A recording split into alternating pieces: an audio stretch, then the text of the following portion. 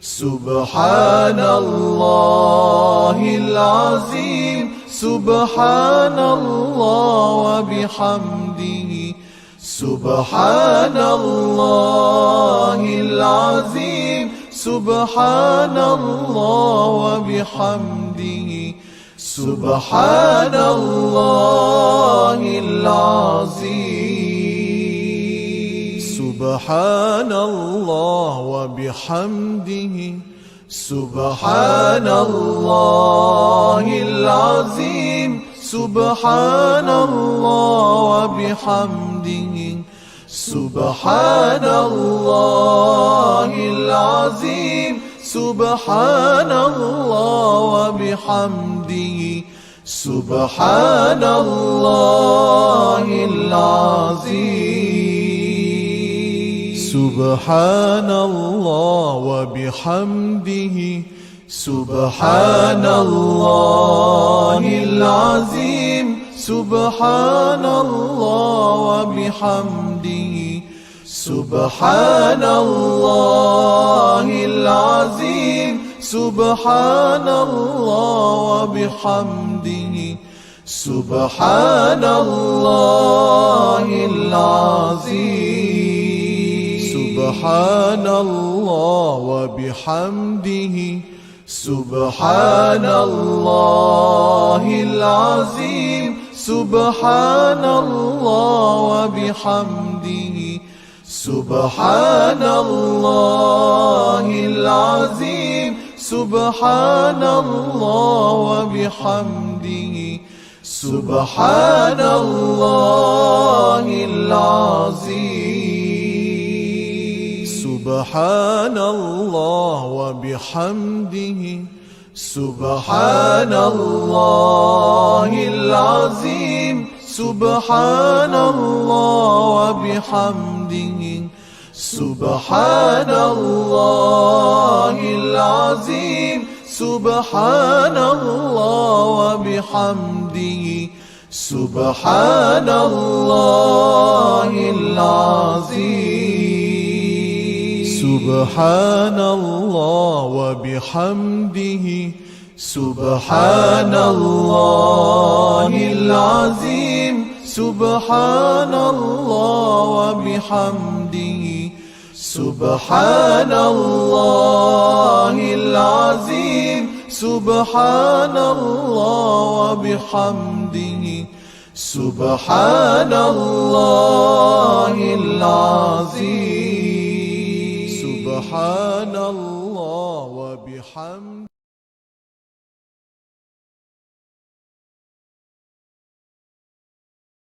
اللهم إنا نجعلك في نحور أعدائنا ونعوذ بك من شرورهم. اللهم بدد شملهم وفرق جمعهم وشتت كلماتهم وزلزل أقدامهم وسلط عليهم كلبا من كلابك يا قهار يا جبار يا منتقم يا الله يا الله يا الله. اللهم يا منزل الكتاب يا مجري السحاب يا هازم الأحزاب اهزمهم اهزمهم اهزمهم وانصرنا عليهم. Ya Allah, kami letakkan kamu di batang leher musuh-musuh kami.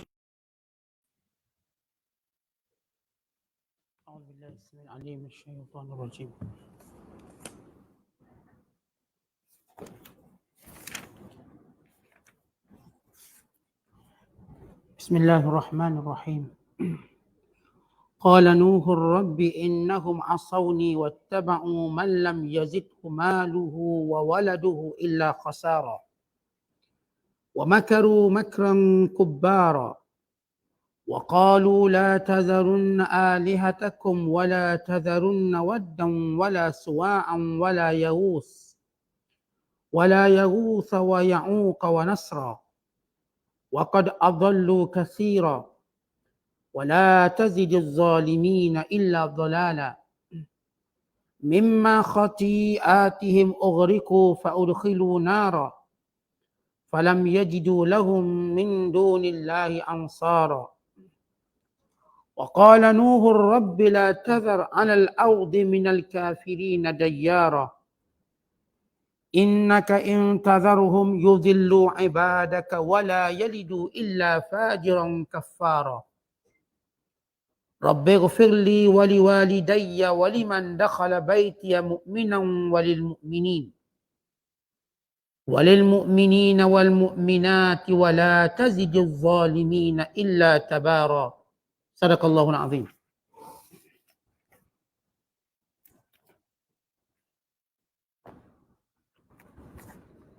Nabi Nuh merayu lagi dengan berkata, wahai Tuhanku, sesungguhnya mereka telah menderhaka kepadaku dan mereka telah menurut orang yang harta bendanya dan anak pinaknya tidak menambahinya melainkan kerugian di akhirat kelak.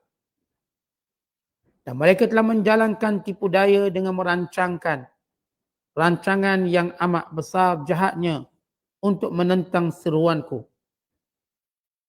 Dan ketua-ketua mereka menghasut dengan berkata, janganlah kamu meninggalkan penyembahan Tuhan-Tuhan kamu, terutamanya penyembahan Wad, Suwa' dan Yaghus dan Ya'uq serta Nasr. Dan sesungguhnya ketua-ketua itu telah menyesatkan kebanyakan dari umat manusia. Dan dengan demikian janganlah engkau, wahai Tuhanku, menambahi orang-orang yang zalim itu melainkan kesesatan jua. Disebabkan dosa-dosa dan kesalahan mereka, mereka ditenggelamkan dengan bah taufan. Kemudian pada hari akhirat termasuklah ke dalam neraka, dimasukkan ke dalam neraka. Maka mereka tidak akan beroleh sebarang penolong yang lain dari Allah yang dapat memberikan pertolongan. Dan Nabi Nuh merayu lagi dengan berkata, wahai Tuhanku, janganlah engkau biarkan seorang pun dari orang-orang kafir itu hidup di atas muka bumi. Kerana sesungguhnya jika engkau biarkan mereka hidup, nescaya mereka akan menyesatkan hamba-hambamu. Dan mereka tidak akan melahirkan anak melainkan yang berbuat dosa lagi kufur engkau. Wahai Tuhanku, ampunkanlah bagiku dan bagi kedua ibu bapaku, serta bagi sesiapa yang masuk ke rumahku dengan keadaan beriman. Dan ampunilah bagi sekalian orang-orang yang beriman, lelaki dan perempuan dalam segala zaman. Dan janganlah engkau tambahi orang-orang yang zalim melainkan kebinasaan. Kita berada pada ayat terakhir surah Nuh.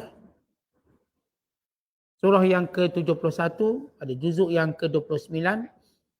Bermula ayat yang ke-21 sehingga ayat yang ke-28. Ayat-ayat yang kita bacakan ini masih lagi pengaduan Nabi Allah Nuh kepada Allah Ta'ala. Doa dan munajat dalam menceritakan kejahatan kaumnya. Sama ada di kalangan para pembesarnya, orang-orang kayanya, bahkan umum pengikut-pengikut mereka yang terpedaya dengan kesesatan dan limpahan harta benda yang digunakan untuk menyesatkan manusia daripada jalan Allah. Sehingga sampai peringkat mereka merancang untuk membunuh Nabi Nuh AS. Sebagaimana kita sebut semalam, Nabi Nuh selepas 950 tahun dakwahnya, sehingga Nabi Allah Nuh melihat keturunan demi keturunan yang lahir dalam generasi mereka melainkan bertambah kekufuran. Anak yang dilahirkan kufur, anak pada anaknya kufur, anak pada anaknya kufur. Nabi Nuh menyaksikan dengan gantian atau dengan keturunan yang lahir sehinggalah ketujuh keturunan. Dan bila mana Allah Subhanahu Wa Taala menjelaskan kepada Nabi Allah Nuh AS bahawa tidak akan lagi bertambah orang yang beriman, melainkan yang sudah pun beriman. Sebagaimana Allah sebut dalam surah Hud, surah yang ke-11 pada ayat yang ke-36 dengan firman-Nya, annahu lan yu'mina min qaumika illa man qad aman. Wahai Nuh, tak ada lagi yang akan beriman melainkan siapa yang sudah beriman. Yang jumlah yang akan menaiki bahtera Nabi Nuh seramai 83 orang. Yang terdiri daripada Nabi Nuh dan 3 anaknya serta ibu bapanya dan juga orang-orang yang beriman. Dengan riwayat menyebut seramai 40 orang, ada yang menyatakan 83 orang. Tetapi yang jelas ini sahaja yang beriman. Bila Nabi Nuh mengetahui yang beriman tak akan bertambah, ni je. Yang lain akan kekal degil sombong untuk tidak beriman. Maka kewujudan mereka hanyalah menambahkan kemurkaan Allah dan mewujudkan kesesatan serta kebinasaan. Maka Nabi Nuh bermunajat pada Allah mengadu akan kejahatan kaumnya. Untuk menunjukkan pertama, Nabi Allah Nuh sudah menjalankan tugas dakwah. Yang kedua, Nabi Allah Nuh AS bertafannun, telah menggunakan pelbagai bentuk metodologi dakwah dalam menyampaikan pada kaumnya. Yang ketiga, nak beritahu bahawa Nabi Nuh AS telah menghabiskan masa yang cukup panjang sehingga tiada lagi alasan dan keuzuran untuk mereka tidak beriman. Yang keempat, bila mana Nabi Allah Nuh AS mengetahui bahawa mereka yang ada ini tidak akan lagi beriman. Bila kita tahu benda dah rosak, dah tak boleh buat apa, maka apa yang kita buat? Kita musnahkan. Tapi Nabi Nuh meminta Allah yang memusnahkannya. Untuk menjadi pengajaran kepada umat dan kepada manusia. Maka munajat panjang Nabi Nuh ini dimakbulkan oleh Allah Ta'ala dengan membinasakan kaumnya, dengan ighraq, dengan tenggelam mereka dalam air. Disebabkan taufan yang hebat, banjir besar, bah besar yang tidak pernah berlaku sebelum ini ataupun selepas itu. Melainkan bah yang akan berlaku pada hari kiamat. Yang bah yang berlaku zaman Nabi Nuh tak pernah berlaku sebesar itu sebelumnya. Dan tidak juga selepasnya. Tak ada lagi bah sebesar itu selain pada bah zaman Nabi Nuh. Namun, kalaupun ada ketika mana hari kiamat. Sebagaimana Allah sebut dalam Quran. Wa izal biharu sujjirat. Dan ketika mana lautan melimpah menenggelamkan bumi. Ini hari kiamat. Dan bah ini telah menghancurkan semua yang kafir. Yang menyelamatkan hanyalah orang beriman. Dan Nabi Nuh AS mendoakan supaya Allah Ta'ala menyelamatkan semua orang beriman. Dengan dimulai dalam doa dan munajat Nabi Allah Nuh, dimulakan dengan dirinya dan kedua ibu bapanya dan orang beriman seluruhnya. Untuk kita diajar dalam satu bentuk adab berdoa, bila kita nak doa, doa untuk diri kita dulu. Bukan kita start doa untuk orang. Kita dulu. Menunjukkan kita memerlukan, barulah orang lain. Kalau kita doa orang lain dulu, kita kemudian menunjukkan kesombongan kita. Kita dulu yang berhak ataupun yang patut minta supaya Allah ampunkan kita. Diikuti orang yang paling banyak punya hak kepada kita, kedua ibu bapa kita. Kemudian orang beriman sekaliannya. Maka ini antara kita katakan ringkasan daripada pengaduan dan munajat Nabi Nuh AS kepada Allah Ta'ala. Lihat apa yang Allah sebut. Qala Nuh, dan berkata Nuh, Rabbi innahum asawni. Rabbi innahum asawni. Wahai Tuhanku, mereka berterusan derhaka padaku. Wattaba'u man lam yazidhu maluh. Mereka cenderung mengikuti orang-orang kaya. Orang yang ada banyak harta. Kerana kebiasaannya, yang akan lawan dakwah orang beriman di kalangan orang-orang yang kaya. Di kalangan orang yang banyak harta. Kebiasaannya. Kerana mereka yang kaya, ketika mana mereka mengumpulkan kekayaan, mereka tidak mengumpulkannya dengan hukum hakamnya, melainkan dengan hawa nafsu. Dan ini doa yang dipanjatkan oleh ramai para nabi supaya harta musuh-musuh Islam dilumpuhkan. Dan ini termasuk makna boikot ekonomi. Dalam doa Nabi Allah Musa, ketika mana dia mengadu kepada Allah, Fir'aun menggunakan seluruh kekayaan untuk menyesatkan manusia. Sebagaimana Nabi Nuh juga mengadu benda yang sama. Nabi Musa berdoa, Rabbana tmis ala amwalihim wasjud ala kulubihim fala yu'minu hatta yarawul azab al-alim. Ya Allah, hancurkan harta benda mereka. Hancurkan. Ini doa. Dan termasuk boikot itu salah satu cara menghancurkan harta benda musuh. Kerana musuh menggunakan hartanya untuk menentang dan ataupun untuk menzalimi manusia. Mari kita tengok Israel ataupun negara Yahudi yang menggunakan seluruh kekuatan ekonominya, pelobi Yahudi di negara Amerika, untuk mempengaruhi keputusan Kongres, hatta keputusan Presiden Amerika, hatta keputusan EU, hatta keputusan semua blok-blok barat dengan menggunakan kekayaan. Dengan rangkaian perniagaan mereka yang telah mencengkam dan menjajah negara Islam. Sehingga hari ini orang Islam macam ketagih nak makanan mereka, minuman mereka, pakaian mereka dan semua alat-alat daripada mereka. Sampai kalau tak boleh makan macam kebulur kita ni. Kita dah seperti anjing-anjing yang diberi makan oleh mereka. Yang menunggu waktu diajak makan. Seolah-olah. Dan mereka mengatakan demikian. Mereka gunakan seluruh kekuatan ekonomi. Mereka gunakan kekuatan media dengan membayar semua influencer, bayar pada Facebook, bayar kepada YouTube, bayar kepada semua media-media yang ada untuk sebarang bentuk kecaman kepada mereka dihapuskan. Mereka gunakan kekuatan harta benda. Dan ini diadukan oleh Nabi Nuh AS. Selain daripada Nabi Musa yang kita bacakan ayat tadi. Nabi Nuh kata, ya Allah, mereka ikut orang-orang kaya yang telah menyesatkan mereka dengan harta mereka. Yang berbangga dengan harta mereka dan anak pinak mereka. Sedangkan keduanya tidak memberi kebaikan pada mereka illa khasara, melainkan kerugian di dunia dan di akhirat. Ya, orang-orang kafir menyangka dengan harta mereka boleh menang lawan Islam. Bukan dengan anak-anak yang ramai mereka boleh menang lawan Islam. Itu mereka cuba lakukan. Tapi Allah Ta'ala menyatakan harta dan anak-anak yang digunakan, kekuatan, bilangan yang digunakan tidaklah melainkan akan menjadi suatu gandaan azab mereka akhirat kelak. Baik harta mereka, baik anak-anak mereka. Sebab itu ketika mana Rasulullah SAW diingatkan oleh Allah, supaya jangan hairan dengan harta benda orang kafir dan anak pinak mereka yang ramai.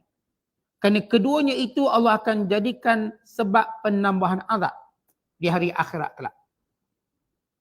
Maka ini peringatan kepada kita supaya dalam mencari kekayaan, bila kekayaan tadi mengikut hukum akal. Tidak kita akan kecenderungan untuk melawan kebenaran. Contoh kalau kita lihat bila kita seru kebenaran, yang lawan kebenaran ni siapa? Kalangan pemimpin, yang disokong oleh siapa? Orang kaya di belakang mereka.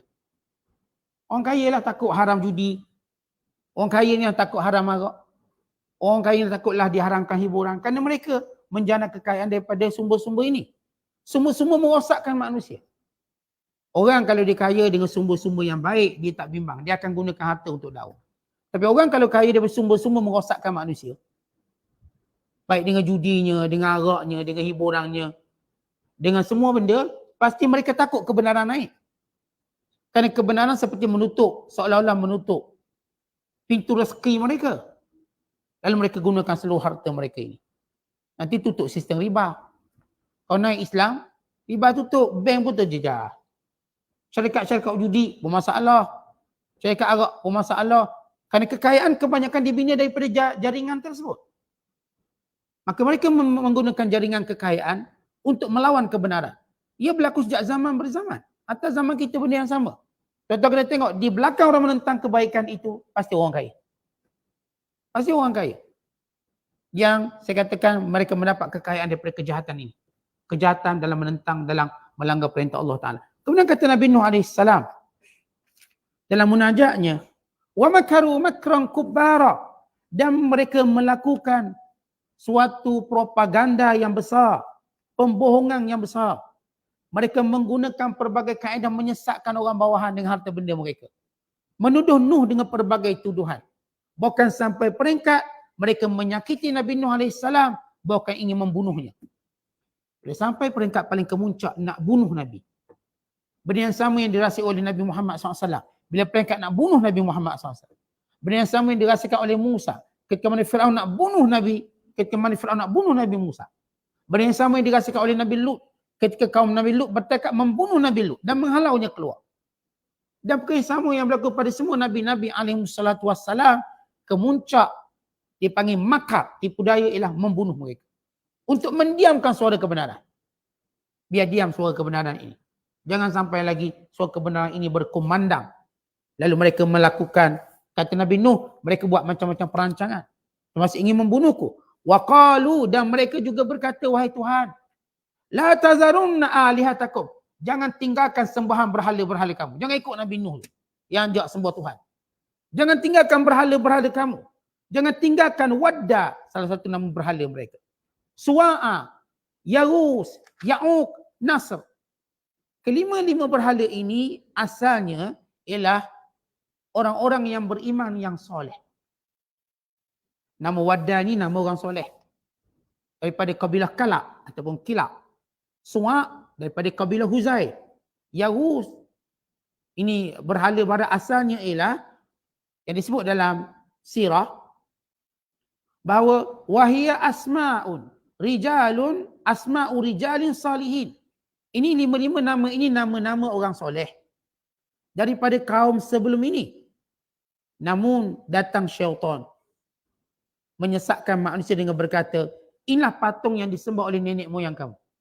Dan inilah patung yang dengannya hujan turun. Dengan sebab minta dengan patung ni hujan pun turun, dapat rezeki banyak. Lalu kaum yang sesat mula menyembah berhala. Berhala ini bernama Wadda, Suwa', Ya'uq dan juga ataupun disebut dalam ayat ini Yarus, Ya'uq dan Nasra, 5 berhala. Yang asalnya ialah orang-orang soleh. Sebab dulu tuan-tuan bila orang-orang baik, bila dia meninggal, orang pun naklah kenang dan ingat bagaimana cara buatlah berhala atau buatlah patung. Bagaimana menjadi suatu kecenderungan manusia, bila nak ingatkan suatu, nak rakamkan memori suatu orang-orang yang berjasa, mereka buat patung. Sampai sekarang. Kita nak rakamkan penghargaan pada tentera yang lawan komunis, kita pun buat tugu negara. Cerita sama yang orang buat patung sebelum ni. Yang ni nak merakamkan tentang legenda bola sepak, legenda dalam bidang perfilman, mereka buat patung. Patung lilin ke, patung batu ke, apa pun jenis patung. Dan sampai peringkat bila generasi itu bertukar, mereka sudah lupa bahawa patung ini adalah manusia. Akhirnya disembahnya. Ini sejarah penyembahan patung. Dan itu Allah Ta'ala mengharamkan kita menggunakan patung. Orang yang buat patung punya berdosa. Yang dosa yang dosa besar. Yang beli, yang terlibat dalam jual beli patung, semuanya berdosa besar. Dan menjadi sepakat para ulama, muamalah patung adalah diharamkan. Atau kadang-kadang kita cuma gunakan patung hiasan. Buat taman mini depan, cari patung bangau sikit. Cari patung ini kancil sikit, kita pun buat. Pun diharamkan. Kat rumah-rumah kita buat patung. Pergi Bali, pergi Bandung, pergi mana-mana. Belilah patung. Burung-burung ke. Belilah patung sekian-sekian. Yang dikecualikan hanyalah patung mainan kanak-kanak. Dengan syarat budak tu memang main. Kalau dah tua dah beli, tak betul. Dah tua dah dia. Tak main. Tapi Ustaz, ini kan patung kanak-kanak. Tak, ini bukan untuk kanak-kanak lagi, ni bapak kanak-kanak. Patung tu memang dimain oleh anak-anak. Maka diharuskan.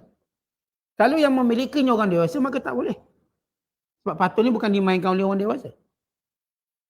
Maka ini benda yang mula luput dalam masyarakat kita. Mula kecenderungan nama seni bina, seni ukir. Mereka mula buat patung dalam pintu gerbang mereka, restoran-restoran mereka. Kita pun pergi restoran-restoran tertentu dah buat patung depan ni, termasuk dia. Tanpa mereka melihat sejarah bagaimana patung ini punca kesesatan manusia. Tetapi bukan kita takut, apa sangat takut patung ni, bukan jadi syirik. Tak, itulah di sejarah syirik.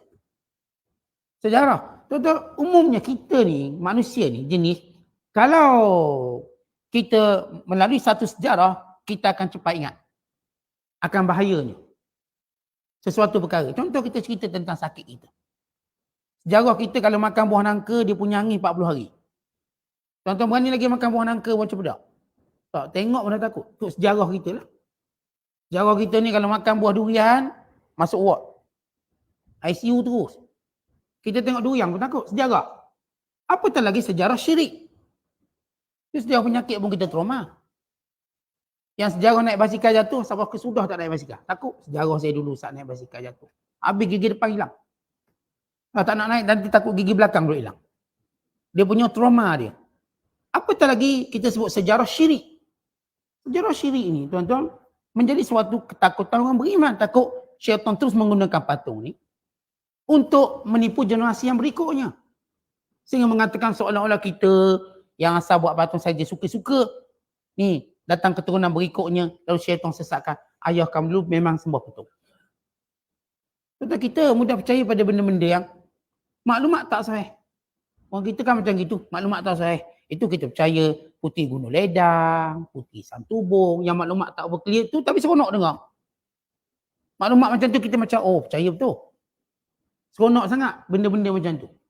Padahal bukan ada dalam nas pun, cerita-cerita mulut. Yang ni kita seronok. Cerita sang kelembai, oh percaya kita ada sang kelembai. Cerita Bigfoot, percaya pakai pergi cari Bigfoot. Ada tak Bigfoot? Dekat hutang Johor ada, kat Pagoh, Bigfoot, pergi cari. Sampai macam tu manusia suka benda pelik-pelik. Jadi tak heran kalau benda ni jadi penyakit manusia dalam kembali menyembah berhala. Sebab itu Islam mengharamkan. Dan majlis fatwa sekitar era 76 mengeluarkan fatwa haram bertafakur depan patung. Merujuk kepada sambutan Hari Pahlawan. Tetapi Hari Pahlawan, ini general, even kadang-kadang orang yang berkenaan duduk depan patung, tugu negara bertafakur. Kononnya memperingati perjuangan ni. Walau dia bertafakur depan patung. Dan itulah dia cerita bagaimana penyembahan berhala berlaku. Bermula tafakur dalam memperingati orang fulan bin fulan. Akhirnya jadi syirik. Tafakur salah satu daripada bentuk ibadat yang dilarang dalam Islam. Tafakur dengan maksud muhasabah tak apa. Ini tafakur depan patung. Diharamkan tapi dia orang buat lagi. Masuk Hari Pahlawan ada je orang buat. Walau majlis fatwa kebangsaan dah keluarkan fatwa. Ini bukan kita kata fatwa di meja kuliah. Majlis fatwa kebangsaan. Boleh rujuk fatwa tersebut tentang pengharaman. Ini sejarah Nabi Nuh bermula sejarah penyembahan patung. Kemudian kata Nabi Nuh dalam pengaduannya kepada Allah. Bagaimana kaumnya terus menyeru ke arah kesesatan untuk menyembah berhala. Wa qad adallu katsira. Mereka telah menyesatkan ramai manusia, kata Nabi Nuh. Sebab yang beriman cuma 83 orang. Sampai 7 keturunan mereka sesatkan. Anak yang lahir disesatkan. Wala tazidiz zalimina illa dhalala. Dan orang-orang zalim itu dengan perbuatan mereka menambahkan kesesatan mereka. Sesat ni makin lama makin jauh. Berubah generasi berikutnya lagi sesat daripada sebelum ini. Yang pertama dah sesat. Generasi yang baru lahir dia akan lebih sesat pada tu. Yang datang pula lebih sesat pada tu. Dan demikian sesat mereka. Kerana ia bukan daripada panduan malaikat hawa nafsu. Dan hawa nafsu ni sifat dia kalau kita layan, dia makin teruk. Maka Allah Ta'ala menceritakan melalui lisan Nabi Nuh tentang bagaimana penyakit-penyakit kesesatan makin lama makin teruk. Sebab itu, kita kena bentas dari awal lagi bunga-bunga kesesatan. Sebelum dia berbuah, yang akhirnya dia punya keturunan dia. Dan sesat ni lagi teruk. Kita tengok bila wujud ajaran sesat. Dia peringkat atas ni, dia sesat sikit je. Mara yang bawah, lagi tinggi sesat dia. Bawah lagi teruk sesat dia. Akhirnya orang biasa itu dikatakan Tuhan. Asal orang atas yang mula-mula sesat, dia tak mengaku Tuhan. Wakil Tuhan. Masuk generasi kedua, mula kata anak Tuhan. Masuk generasi ketiga, mula kata Tuhan. Dan ini berlaku pada Kristian. Kristian, bila mereka sesat tentang Nabi Musa, tentang Nabi Isa AS, maka datang satu generasi yang lain yang menyebut, oh Isa adalah salah satu dari, Isa ialah anak Tuhan. Kemudian Isa adalah salah satu daripada Tuhan. Kemudian Isa adalah Tuhan. Ini Kristian terakhir, mereka kata Isa itulah Tuhan. Yesus adalah Tuhan yang rupa jadi manusia, kemudian kembali Tuhan. Padahal daripada mula kalau kita lihat kronologi Kristian, yang bermula daripada Nabi Isa itu sebagai Rasul. Tapi mula berlaku kesesatan tentang siapa yang disalibkan. Akhirnya timbul Isa ini adalah salah satu daripada unsur ketuhanan. Sebagai Tuhan anak. Dia ada Tuhan mak. Ada Tuhan bapa. Kemudian pergi kepada berikutnya. Bahawa Nabi Isa ini adalah Tuhan sebenar. Sebenarnya saya kata anutan Kristian hari ini. Terus mereka sebut Jesus is God. Terus. Dia terus beri konstruksi macam tu. Hari ini. Lalu dengan mereka tanpa segan selalu berkata, dia adalah Tuhan menyerupai manusia dan kembali kepada keadaan Tuhannya. Lihat kesesatan, dia makin teruk. Oleh sebab itu Nabi Allah Nuh dah cakap, ya Allah, kaum ini makin lama makin sesat. Kemudian kata Nabi Nuh, Allah Ta'ala menceritakan hukuman orang yang sesat ini. Mimma khati'atihim, disebabkan kesalahan dan kesesatan mereka. Ughriqu, mereka dibalai dengan ditenggelamkan semua. Sepakat ulama, bala yang menimpa kaum Nabi Nuh berupa ighraq, yakni ditenggelamkan semua. Yakni air bah banjir besar. Yang kita dah sebut pada permulaan, tak pernah berlaku banjir besar sebelum ini. Dan tidak juga akan berlaku selepas ini. Melainkan hari kiamat. Artinya dunia ini akan ada dua buah besar. Buah pertama yang menghancurkan semua kekafiran. Dan buah yang kedua yang akan berlaku pada hari kiamat juga akan menghancurkan seluruh kekafiran. Kerana ketika itu orang beriman dah tak ada. Ditenggelamkan semuanya. Kemudian Allah Ta'ala kata, فَأُدْخِلُوا نَارًا, lepas mereka ditenggelamkan, lalu mereka dimasukkan ke dalam neraka. Al-Imam Qushairi menyatakan, ayat ini berkait dengan azab kubur. Mereka tenggelam, lalu mati, lalu dimasukkan dalam kubur mereka api. Tetapi Imam Fakhrul Razi mengatakan, yang dimaksudkan dengan api di sini ialah kesudahan mereka dalam neraka akhirat kelak. Di dunia mereka dibinasakan dengan tenggelam, dan akhirat dengan api neraka. Falam yajidu lahum min dunillahi ansara, dan mereka tidak akan mendapat sebarang pertolongan selain daripada Allah. Wa qala Nuh, dan Nuh berkata lagi dalam munajatnya, Rabbi la tadhar, wahai Tuhanku, jangan kau biarkan. La tadhar, jangan kau biarkan. Alal ard, di atas muka bumi ini, minal kafirin dayyara, jangan kamu tinggalkan, jangan kamu biarkan, jangan kamu berikan ruang untuk orang-orang kafir hidup di atas muka bumi ini. Perkataan dayyara yang disebut oleh Nabi Allah Nuh AS ialah kata ulama memberi maksud ai ahadan, jangan tinggal seorang pun, atau jangan tinggal mana-mana tempat pun yang ada orang kafir. Dia lama, dia jahat, dia berketurunan kafirnya yang tak boleh rawat, sehingga kata Nabi Nuh, ya Allah, jangan ada seorang pun orang kafir yang tinggal. Binasakan mereka. Kalau mereka ada, mereka akan sesatkan manusia daripada menyembahmu. Kemudian Allah Ta'ala menceritakan dalam munajat Nabi Nuh lagi, innaka intadharhum, ya Allah, kalau engkau biarkan ada kafir masih hidup, yudillu ibadaka, mereka akan terus menyesatkan hamba-hambamu. Wala yalidu, dan mereka tak akan melahirkan keturunan, illa fajiran kafara, melainkan yang jahat lagi kafir. Maksud ayat ini, bagaimana kita sebut tadi, Nabi Nuh melihat bukan satu keturunan. Yang ayah, yang ibu pertama melahirkan anak. Keturunan ni diajar untuk kafir dan lawan Nabi Nuh. Yang anak ni pula beranak lagi untuk membentuk cucu. Generasi yang kedua juga berpesan untuk lawan Nabi Nuh. Masuk generasi ketiga. Dia bukan cerita generasi 1, 2, sampai ke 7 generasi. Dalam tempoh dakwah Nabi Nuh 950 tahun. Bukankah itu cukup menjadi satu petunjuk yang kuat, muasyirat yang kuat? Memang mereka ni kufur, dah tak nak. Kalau kita katakan segenerasi, mungkin generasi kedua kita harap beriman. Itu berlaku pada dakwah Nabi di Taif.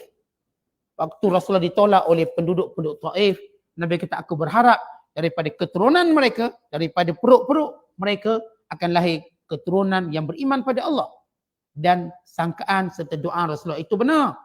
Maka lahir generasi yang kedua, orang Taif beriman dan kuat mempertahankan iman, sehingga bila berlaku fitnah murtad sesudah kewafatan Rasulullah, orang Taif tidak murtad. Kan generasi ini generasi yang didoakan oleh Rasulullah SAW. Tapi Nabi Nuh melihat generasi 1, 2, 3, 4, 5, 6, 7 jahat belaka. Kadang-kadang kita ni yang manusia biasa, tengok satu generasi dah kata jenis keturunan jahat. Sekali je. Tengok ayah jahat, anak jahat. Keturunan jahat. Padahal baru satu. Ni Nabi Nuh bukan tengok 1, 7. Anak ke anak ke anak ke anak ke anak. Sebab tu Nabi Nuh AS kata, kalaupun mereka lahir, tetap melahirkan orang yang diajar untuk jadi jahat. Untuk menjadi kafir. Tetapi ini yang dilakukan oleh orang Yahudi. Yahudi mereka didik generasi mereka untuk jadi jahat. Kepada semua manusia. Untuk membunuh semua manusia. Dan khususnya orang Islam. Kerana orang Islam yang akan menghalang pergerakan orang-orang Yahudi. Sebab itu mereka letak agenda pertama untuk musnahkan musuh paling hardcore sekali. Siapa? Orang Islam. Kalau orang Islam paling hardcore sekali kat mana? Di tempat mereka, Palestin. Ini paling hardcore sekali. Yang jauh-jauh tak terasa, sebab tu makan lagi McD, tak rasa sangat. Saya sekala, ini benar-benar terasa melihat kejahatan Yahudi, bunuh anak kecil, tanam hidup-hidup, membunuh wanita yang hamil, membunuh orang tua, tangkap orang yang cacat. Juli apa mereka dengan segala umur manusia. Dengan latar belakang, diseksa dalam penjara, keluar gila, keluar dalam keadaan yang serba tak kena, berbeza dengan orang Islam dalam menawan mereka. Sehingga tawanan Israel berkata, ini orang Islam yang tawan kami, sanggup jadikan badan mereka sebagai perisai supaya kami selamat daripada pengumuman Israel. Sanggup jadikan badan mereka perisai ni nak jaga tawanan. Tapi apa yang Yahudi buat kepada orang Islam? Tak ada tawanan pun yang tidak diseksa. Melainkan diseksa seteruk-teruk, sedahsyat-dahsyat. Mereka ajar generasi demi generasi daripada sekolah rendah seterusnya untuk membunuh orang Islam, khususnya orang Arab semuanya. Itu doktrin mereka tanamkan. Mereka buat. Sebab itu mereka sengaja duk mencelah dekat negara Arab. Mencelah kat situ. Kerana mereka tahu ini musuh paling tegar mereka. Kalau mereka boleh musnahkan orang Islam yang berbangsa Arab ini, tak adalah bangsa yang kuat untuk lawan mereka. Tak ada. Tak ada umat yang kuat, orang Islam kuat untuk lawan mereka. Sebab itu mereka bersungguh-sungguh. Bom. Atau kita dengar statement kalau boleh nak jadikan Gaza padang jarak padang terkukuh. Biar hancur semua. Itu yang mereka sebut dengan bangganya. Inilah generasi yang lahir yang jahat dan generasi yang kufur. Sebab itu kita dah sebut orang Yahudi kesudahannya ialah dibunuh oleh orang Islam. Contoh mereka dulu ada keinginan untuk membunuh orang Islam, maka Allah menjadikan kemuliaan untuk orang Islam membunuh mereka. Asal secara propaganda, taktikal, perancangan, segala protokol ialah untuk membunuh orang Islam. Sebab itu mereka, kalau kita tengok ini Mossad ataupun panggil Sabak, mereka paling ramai membunuh musuh di seluruh negara. Mana-mana orang mereka nampak berpotensi untuk naik, mereka kebun di Tunisia, di UAE, di Malaysia kita Dr. Fadi yang mati di Gombak. Mereka buat menggunakan komando mereka, ejen Mossad mereka untuk bunuh semua umat Islam yang berpotensi untuk membantu Palestin di seluruh dunia. Seluruh dunia, dan mereka dah buat. Hatta negara kita pun tak terkecuali. Yang kena bunuh, yang hari itu kena tangkap dekat airport orang Palestin. Yang datang dari Turki tangkap, yang mereka upah orang Melayu jadi ejen Yahudi sebelah orang. Yang tangkap orang Palestin kurung kat resort lalu seksa. Kerana Israel dapat tahu yang datang Palestin datang daripada Turki ialah pakar programmer komputer yang tahu untuk mengatur sistem Iron Dome di Israel. Dan dia ada kawan Palestin di Malaysia. Sampai ke airport KLIA, turun dan tangkap. Ejen Mossad Melayu tangkap. Lalu ni pegawai penyiasat Turki hantar report kepada polis Pijak Raya Malaysia untuk cari orang ni. Sebab kerajaan Turki dah halang orang Palestin daripada bermusafir kat Malaysia. Ada tahu perancangan Yahudi. Yahudi gunakan tawaran bekerja dengan syarikat perisian komputer. Memberi gaji yang tinggi. Jadi orang ni bersungguh nak dapat gaji tinggi untuk membantu orang Islam di Palestin. Pergi kat KLIA kena tangkap, kurung kat resort. Akhirnya dapat tahu. Melalui kerjasama, benda ni dia tak heboh lah banyak. Ini baru dibuka failnya. Kita kat Malaysia dia cuma cerita seorang terlepas, kemudian dapat tahu. Tuan-tuan setakat tu je tuan-tuan kena tahu berita, tak tahu banyak. Tapi bila fail tu dibuka balik, siasatan, bila saya baca dalam satu kupasan tentang konspirasi membunuh pakar komputer di Palestin di Kuala Lumpur, maka kita tengok ini jalan cerita dia, jalan cerita. Akhirnya, orang Palestin itu dihantar di Turki dan mendapat kawalan ketat di Turki sampai sekarang. Ini pakar programmer yang amat diinginkan oleh Yahudi untuk dibunuh seluruh dunia. Mana-mana ada yang bijak. Itu Fadi kalau dipakai elektrik. Bijak dagang dalam bahagian elektrik untuk menghasilkan penjimatan elektrik. Kan dia pasti akan beri sumbangan besar pada Gaza. Akan dibunuh di Kuala Lumpur. Tengah nak pergi imam solat subuh. Mereka boleh masuk. Malaysia menjadi tempat pembunuhan mereka. Dan tak ada orang boleh tangkap. Tak ada pun ditangkap. Ini yang bila kita cerita zaman Nabi Nuh. Nabi Nuh cerita tentang bagaimana kaum yang sesat ini yang akan membunuh. Benda yang sama saya kata orang-orang Yahudi hari ini. Kemudian kata Nabi Nuh, Rabbighfirli, ya Allah engkau ampunkan dosaku. Waliman waliwalidayya, dan kedua ibu bapaku. Ayat ini jelas menunjukkan kedua ibu bapa Nabi Nuh beriman. Sebab itu dia minta doa. Kerana haram mendoakan keampunan untuk orang kafir. Ya Allah, ampunkan dosaku dan dosa kedua ibu bapaku dan orang yang masuk ke rumahku dan orang yang menerima dakwahku. Di kalangan yang beriman, yang benar-benar beriman, sekalian orang beriman lelaki dan sekalian orang beriman perempuan, dan jangan engkau jadikan orang-orang zalim melainkan kehancuran untuk mereka. Ayat ini menunjukkan secara jelas bahawa semua agama para nabi ialah agama Islam. Tuan-tuan, orang kita ada salah faham, dia ingat Islam ini ialah zaman Nabi Muhammad SAW. Islam semenjak Adam diturunkan, itu Islam. Sebab itu kita tak sebut agama Muhammadiyin. Islam, apa maksud Islam? Maksud tunduk patuh pada Allah. Maka semua para nabi ini, kalau kita buka Al-Quran daripada Adam sampailah kepada Nabi Muhammad SAW, semuanya Islam. Termasuk isu tentang, mungkin orang tanya, ni asal kafir Islam ke Kristian? Persoalan orang tanya. Kita bukan kupas orang cakap apa orang cakap. Kita nak perjelaskan tentang akidah sebenar ataupun agama sebenar semua para nabi. Hatta Nabi Allah Musa, hatta Nabi Allah Isa, Hawariyun, semua mereka Islam. Dan ini disebut dengan nas yang jelas dalam Al-Quran. Sebab itu Allah sebut dalam Al-Quran.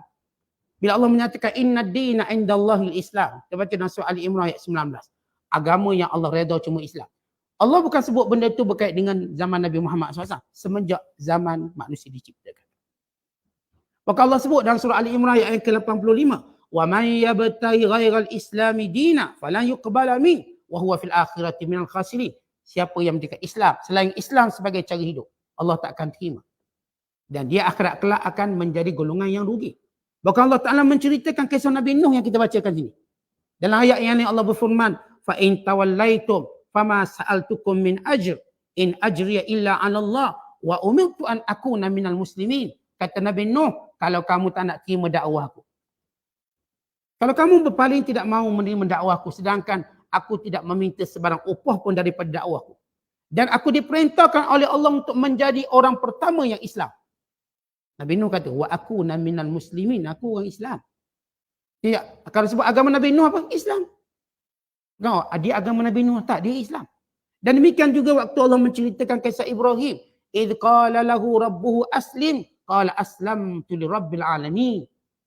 Dan ketika mana Allah berfirman kepada Ibrahim, Islamlah kamu.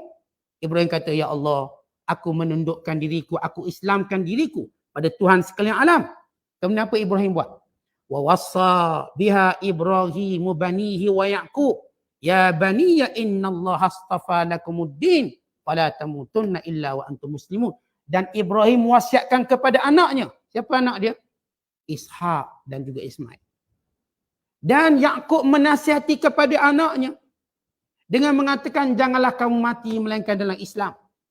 Ya'qub kita tak kata dia agama Yahudi, agama Islam. Demikian juga Ishak, agama Islam. Demikian juga Ibrahim, agama Islam. Sebab itu Allah Ta'ala menolak dakwaan dan tuduhan yang menyatakan bahawa Nabi Ibrahim itu Yahudi atau Nasara. Maka Ibrahimu Yahudiyan wala Nasraniyya walakin hanifan muslimah. Ibrahim itu bukan Yahudi. Dia juga bukan Kristian, bukan. Dia adalah Islam. Dan demikian ayat bila Allah menceritakan tentang Musa. Ya qaumi in kuntum amantum billah fa'alaihi tawakkalu in kuntum muslimin. Wahai kaumku, kalau kamu benar-benar beriman, bertawakallah pada Allah kalau benar kamu orang Islam. Dan Musa berkata, wa ana awwalul muslimin. Dan akulah orang Islam yang pertama. Ini pengikut Nabi Isa. Supaya kita tahu dia tak ada istilah Kristian yang benar. Ini cerita Islam. Cuma mereka kenali Kristian secara sejarahnya. Tapi bukan secara hakikat. Sebab ini Quran sebut tentang sejarah. Golongan Hawariyun, Allah berfirman, amanna billah wa syahad bi anna muslimun. Kami beriman pada Allah dan kamu saksi wahai Nabi Isa. Kami orang Islam. Ini kata Hawariyun, kami orang Islam. Dan demikian juga Allah Ta'ala menceritakan tentang penyihir Fir'aun. Penyihir Fir'aun berkata, Rabbana afrir alaina sabra wa tawaffana muslimin. Ya Allah, kurniakan kami kesabaran dalam menghadapi kejahatan Fir'aun dan matikan kami dalam Islam. Demikian juga Nabi Yusuf berkata, tawaffani musliman wa alhiqni bis salihin. Ya Allah, matikan aku Islam. Semua Nabi-Nabi agamanya Islam. Cuma kita dikelirukan, kononnya Islam ni agama yang datang pada zaman Rasulullah. Sebelum tu bukan Islam. Akhirnya sebahagian ahli sejarah menulis, oh agama tertua di dunia ialah Hindu. Agama berhala. Bukan. Berhala agama dakhil. Agama yang berlaku selepas itu. Yang berlaku penyesatan. Sebelum itu Islam. Bukan sejarah membuktikan dengan penemuan-penemuan artifak, fosil. Oh, generasi yang disebut zaman Paleolitik tidak menyembah berhala. Tapi ahli sejarah buat satu sinopsis yang kita kata yang salah dengan mengatakan mereka tak ada agama. Bila zaman Neolitik baru mereka tak ada unsur-unsur keagamaan kerana sembah berhala. Tuan-tuan ahli sejarah kafir, mereka menganggap bila ada berhala itu ada agama. Tak ada berhala tak ada agama. Tak ada berhala berarti mereka menyembah secara fitrah, menyembah Allah. Sebab orang Islam tak perlukan apa-apa alat untuk menyembah Allah. Tak perlu. Orang kafir dia perlu. Kan dia perlu ada berhala. Kena ada alat-alat tu. Kita tak perlu. Maka menunjukkan bahawa sejak awal lagi manusia ini Islam. Akhirnya berlakulah kesesatan. Nabi Isa kata dia Islam. Musa, semua Nabi tak ada pun kata mereka ini Kristian, mereka sekian-sekian. Tidak. Hatta Nabi Allah Ibrahim Allah sebut dia Islam. Jadi supaya kita tahu bahawa agama pertama ialah Islam. Bermula semenjak zaman Nabi Adam. Sampailah zaman Nabi Muhammad SAW. Dan apa yang dilakukan oleh Rasulullah tentang Islam di akhir zaman, Nabi menyempurnakan Islam. Menyempurnakan. Daripada nahiyah sudut mana? Antaranya ialah syariat. Sebagaimana Allah berfirman dalam Al-Quran. Al-yawma akmaltu lakum dinakum wa atmamtu alaikum ni'mati wa raditu lakum al-islam madinah. Hari ini aku sempurnakan bagimu kepadamu wahai Muhammad nikmatku. Yakni syariatku. Agama yang aku turun aku dah sempurnakan. Tak akan ada lagi perubahan tokok tambah tak ada. Sebagaimana pernah berlaku dahulu. Dan yang kedua ialah penyempurnaan akhlak. Nabi kata sallallahu alaihi wasallam, "Innama bu'ithtu liutammima mahasinal akhlak." Aku diutuskan bagi menyempurnakan akhlak. Sebab akhlak tu dah campur dah. Akhlak tu dah menjadi satu bentuk uruf masyarakat. Bukan lagi dia berhubung dengan syariat. Ada akhlak ni ada dua. Satu akhlak yang berhubung dengan syariat. Berhubung dengan syariat. Inilah akhlak yang sebenar. Satu ialah akhlak yang berhubung dengan uruf. Ada akhlak uruf ini diterima, ada tak? Contoh secara uruf kita pun mungkin salam dengan semua orang tanpa membezakan perempuan ni siapa. Setengah-setengah masyarakat kan salam dengan perempuan mana pun tak kisah. Salam lah. Atau tanpa peringkat mereka tukar salam tu pada cium pun tak kisah. Bagi mereka okey. Macam masyarakat barat, mereka boleh terima cium. Kalau seorang lelaki jumpa perempuan, cium. Untuk tunjukkan dia bukan gay. Tujuan asal, bukan gay. Kalau dia tak cium perempuan tu tanda dia gay. Jadi kalau geng-geng barat ni, kalau mereka lelaki jumpa perempuan, mereka salam saja mereka cium. Kalau mereka cium sini-sini lebih kurang macam itulah. Itu tanda mereka tak gay. Kalau tak cium, itu gay. Tuan-tuan, apakah akhlak ini diterima oleh Islam? Tak diterima. Walaupun uruf mereka terima. Macam kita dalam masyarakat Melayu kita. Kita bersama masyarakat Melayu kita dengan sepupu, sepapa, angkat, mengangkat, macam sama. Bagi kita kalau orang tu dah kakak angkat kita, dah macam kakak kita lah. Kakak angkat ni Ustaz. Tu saya angkat kakak saya angkat saya. Maksudnya kita anggap biasa dah. Datang Islam sempurnakan. Sila kakak angkat. Walaupun kamu cerita kakak angkat dari sudut bagi nasihat. Sebab dia lebih tua. Dia beri bimbingan. Bulan-bulan pun bagi duit. Kita pun kata dia kakak angkat. Ada orang bila kita baik dengan dia, dia kata kita adik angkat dia. Kita pun tak ngaku dia abang angkat. Tapi dia nak ngaku dia abang angkat, biar dia lah. Dia rasa bahagia. Itu adik angkat saya. Itu kakak angkat saya. Itu saya punya kawan angkat saya. Angkatlah semua dia angkat. Tuan-tuan Islam, dia nak mengangkat silakan, tak ada masalah. Tapi dia kena patuhi syariat. Walaupun orang ni mak angkat dia, bukan maksud dia boleh khalwat dengan mak angkat dia. Ini tetap bukan mahram dia. Itu saya sebut Islam tadi, dia memperbetulkan akhlak yang mula berlaku penyelewengan. Dan itu berlaku dalam masyarakat jahiliah. Bila anak angkat dah jadi status anak, betul. Maka turun syariat membatalkan sistem anak angkat yang berdasarkan kononnya kalau anak angkat kita berkahwin, perempuan yang kita namakan menantu angkat itu haram bagi kita. Jawapannya tidak haram, boleh dikahwini. Itu Islam datang betulkan berapa akhlak yang mula menyeleweng. Walaupun kita masih terima, macam saya katakan, kita dalam setengah masyarakat sepupu sepapa ni rapat sungguh. Dia sampai panggil abang saudara. Padahal sepupu dia panggil abang saudara. Dia gunakan istilah saudara walau sepupu. Kan nak tengok rapat, bukan dia kata tak boleh kahwin. Mana boleh kahwin dengan sepupu? Sebab dia dah panggil kakak saudara, bapak saudara. Walau kalau kita tengok status, awak ni bukan saudara lah, sepupu lah. Tapi dia panggil abang saudara. Untuk tunjuk dia tak boleh kahwin, dia boleh bebas. Tak, Islam kata tak boleh. Maka Islam Nabi dulu, datang Islam Nabi Muhammad SAW bagi menyempurnakan. Sempurnakan apa yang berlaku penyelewengan. Kerana penyelewengan banyak berlaku. Baik dari segi syariatnya, baik sudut akhlaknya, atau dari sudut hal-hal lain. Supaya kita nak beritahu bila Nabi Nuh kata kepada dalam munajat berdoa pada Allah, ya Allah, ampunkan dosaku, dua ibu bapaku dan orang yang masuk ke rumahku dalam keadaan beriman. Untuk tunjukkan iman dan Islam ialah pegangan orang beriman sepanjang zaman. Semenjak zaman Adam AS sehingga zaman Nabi Muhammad SAW, bukan semua cerita yang kita cerita tentang Zulkarnain, tentang Ashabul Kahfi, semua mereka ialah Muslimun Islam. Mereka ialah Islam.